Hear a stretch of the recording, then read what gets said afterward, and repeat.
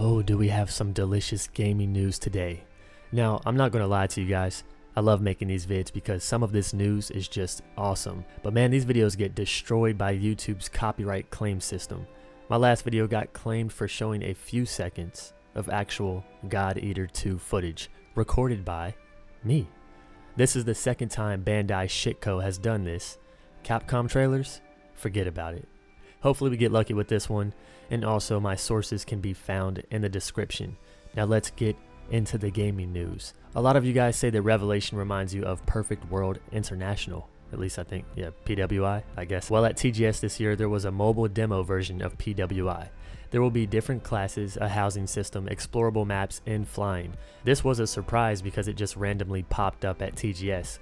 Wasn't really discussed anywhere else. And while we are on the topic of mobile games, Lineage 2 Revolution will be hitting closed beta on October 13th. It's also designed on the Unreal Engine 4 and will launch worldwide in 2017. It's said to be the next generation of mobile MMORPGs, and I hope this is true. After watching my friend Light It Up Dan stream Final Fantasy Mobius and researching a few good mobile games like Hit, I went out and bought a tablet. I thought maybe I'd start covering mobile games on my channel. While some of the games I downloaded had great graphics and were action-packed, they all shared a auto feature, which pretty much played the game for me, and that was a huge turnoff. I did find an MMO that I liked, but I also found it years ago, and it was some chibi game, can't remember the name, but it felt like an MMORPG should, just with mobile controls. So if this is going to be anything like that, then sign me up. A ton of companies are now focusing on the mobile market. Here in the West, I don't see it being that popular, but I don't know. How many of you guys actually play mobile games besides Pokemon Go? Are there any of you that invest hours into a certain mobile game every day? It's crazy to see mobile gaming is like now the main focus of Korean developers. Plus all these companies are using Unreal Engine 4. Where is the love for PC MMOs? Oh yeah, popping out a new Korean MMO every week wasn't working out, so I guess it's only right to focus a new platform until that maybe fails. Now let's talk about Dark and Light. My god, this information was so good. I was going to make a video for this by itself, but just thought, why not add it here? So, Dark and Light finally got some gameplay footage. Listen, I was not hyped for this game, especially hearing it will be in first person, but with these GIFs that we have, the combat actually looks badass. Kind of reminds me of a wizard or witch from Black Desert, and the graphics look beautiful. The monster movement looks good, the character movement looks great, the skill animations are sexy. We also get this game very soon on Steam. Early access will be in November or December, but there are a few red flags. They don't affect me much, but from what I've heard from you guys, any MMO on Steam is a flag. Snail Games is also another flag. The game will be buy to play, so hopefully this business model works out. Personally, I see this as a game that could pass the time for me until Revelation's release. But with these graphics and how immersive this game seems to be, I'm scared I might fall in love. Dark and Light also has different areas with different environments, not just one big dry chunk of land. Yes, I'm looking at you, Bless.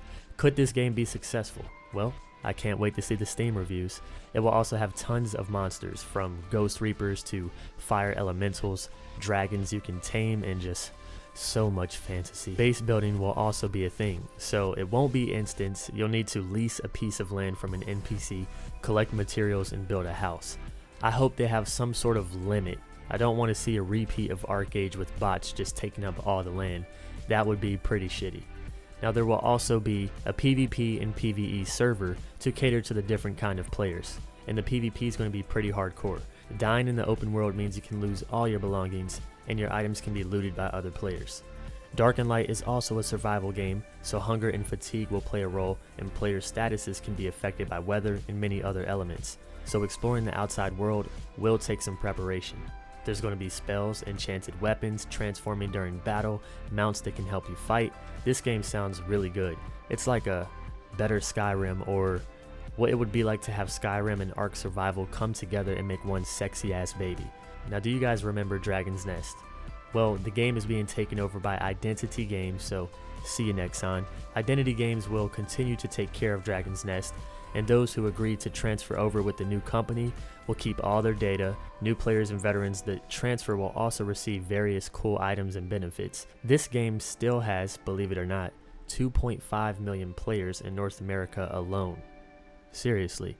I thought this game was dead, so knowing this, I might give it a try because I've heard a lot of good things about it. Bless is also receiving the biggest content update ever on October 5th that will introduce the new Mystic class, increase the level cap, bring new areas, new dungeons, and a new rune system that will be replacing the current attribute, chance, and potential awakening system. This update looks pretty good, but the current combat does not. Area says that they are working on it for us, and if you missed the previous gaming video where I discussed that, I'll link it in the description and right here in an annotation if I remember. That's all I got for today. Well, all that interests me. So let me know what you guys think about this news because I love reading your comments, and I'll catch you all in the next one. See you soon, friends.